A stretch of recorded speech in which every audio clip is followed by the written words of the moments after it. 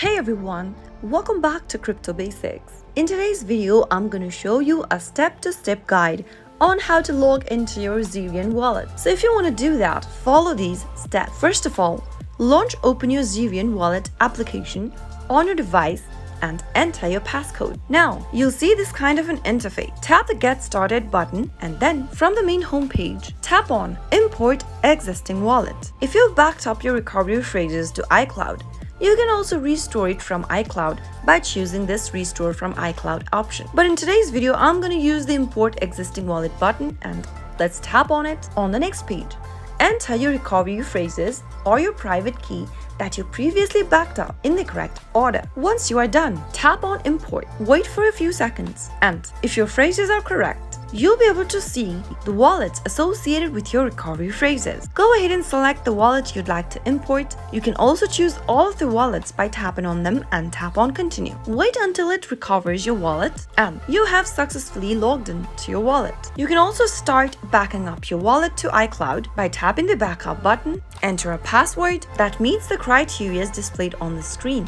and tap on Confirm Password. Now re-enter the password one more time. Tap on this little circle at the bottom and tap Set Password. You'll also need to enter your passcode one more time and you'll then be able to back up your wallet. That is how easily you can log in to Zerion wallet. All you need is your private key or your security phrases and you'll be good to go. If you found the video to be helpful, go ahead and give us a thumbs up. Don't forget to subscribe to our channel by hitting the subscribe button. Also press the bell icon so that you'll never miss another upcoming upload from us. I'll see you again in the next episode. Goodbye till then.